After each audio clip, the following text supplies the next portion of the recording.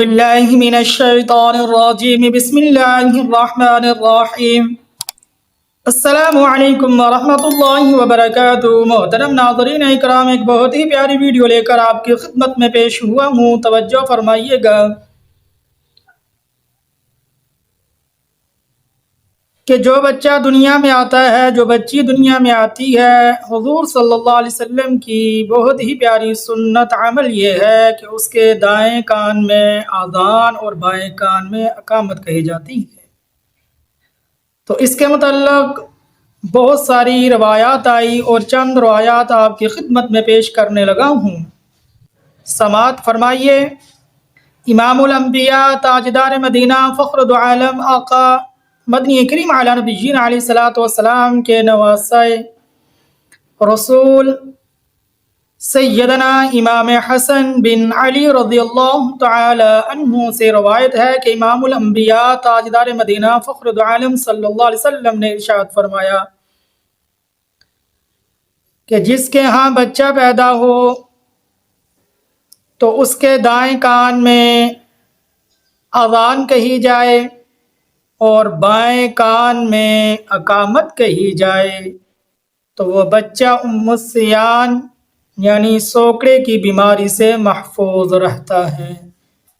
عبداللہ بن عباس رضی اللہ تعالی عنہ سے روایت ہے کہ امام الانبیاء، تاجدار مدینہ، فخر دو عالم صلی اللہ علیہ وسلم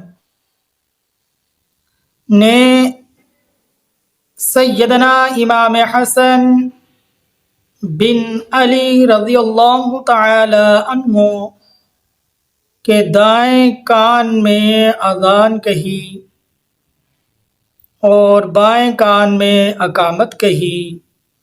اور ابو رافع رضی اللہ تعالی عنہ سے روایت ہے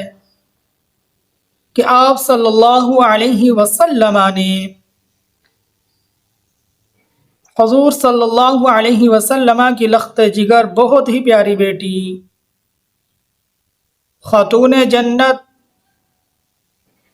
سیدہ طاہرہ مطہرہ فاطمۃ الزہرا رضی اللہ تعالی عنہا کے ہاں جب بچہ پیدا ہوا، امام حسن رضی اللہ تعالی عنہ پیدا ہوئے تو آپ صلی اللہ علیہ وسلم نے ان کے کان میں اذان پڑھی۔ محترم ناظرین اکرام، یہ مختلف روایات آپ کے سامنے پیش کی تو اس سے معلوم یہ ہوا کہ آقا مدنی کریم علی نبینا علیہ الصلوۃ والسلام کا سنت اور پیارا عمل یہ ہے کہ جب بھی کوئی بچہ یا بچی دنیا میں تشریف آئے جس کے ہاں یہ پیدا ہو تو ان کے والدین پر لازم ہے کہ حضور صلی اللہ علیہ وسلم کی اس سنت پر عمل کریں کہ ان کے دائیں کان میں اذان اور بائیں کان میں اقامت کہی جائے۔ اب محترم ناظرین اکرام، اس پر علماء اکرام کیا لکھتے ہیں، وقت کے محدثین اکرام کیا لکھتے ہیں؟ فرمایا کہ نومولود بچہ جو دنیا میں آیا، جب اس کے کان میں اذان اور اقامت کہی جاتی ہے، جب دونوں کانوں میں اذان اور اقامت کہی جاتی ہے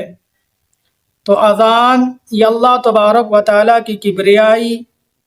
اللہ تبارک و تعالیٰ کی عظمت، اللہ تبارک و تعالیٰ کی بڑائی،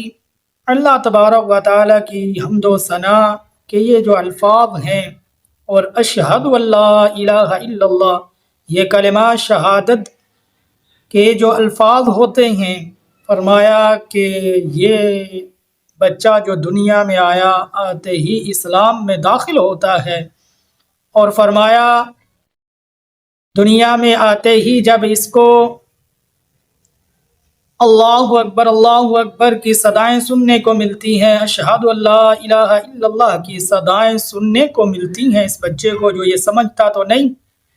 فرمایا ان کلمات کے اثرات اس کے دل و دماغ پر پڑتے ہیں اور اللہ تبارک و تعالیٰ ان کلمات کی وجہ سے اسے اسلام میں داخل فرماتے ہیں۔ تو وہ تو بچہ فطرتاً ہر بچہ ہی اسلام پر پیدا ہوتا ہے، لیکن جب اذان اور اقامت کہی جاتی ہے اس کے بہت زیادہ فوائد محدثین اکرام نے لکھی۔ تو اس لیے اذان اپنے بچے کے دائیں کان میں خود والد پڑھ سکتا ہے۔ گھر کا کوئی بھی بزرگ قبلہ رخ بیٹھ کر باوضو ہو کر بچے کو اپنی گود قبلہ رخ کر کے اس کے دائیں کان میں اذان اور بائیں کان میں اقامت کہہ دے۔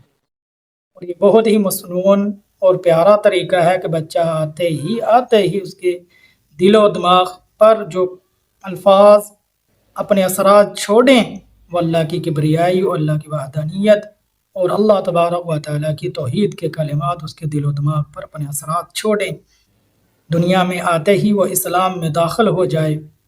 تو محترم ناظرین اکرام، بتائیے آپ کو ہماری یہ ویڈیو کیسی لگی؟ ضرور اپنی رائے کا اظہار کیجیے اور ہمارے چینل کو سبسکرائب کر دیں، بیل آئیکن کے بٹن کو دبا دیں اور ثواب کی نیت سے ہماری اس ویڈیو کو زیادہ سے زیادہ مسلمانوں کے پاس بھیج دیں تاکہ یہ ایک علمی بات، یہ حدیث شریف کی جو مختلف روایات آپ کے سامنے رکھی اور یہ عمل کتنا ضروری ہے اور اس کے کیا فوائد و برکات ہیں وہ بھی آپ کے سامنے رکھے۔ تو اللہ سے دعا ہے کہ اللہ تبارک و تعالیٰ یہ سن کر ان باتوں پر عمل کرنے کی توفیق عطا فرمائے۔ آمین یا رب العالمین۔ السلام علیکم ورحمۃ اللہ وبرکاتہ۔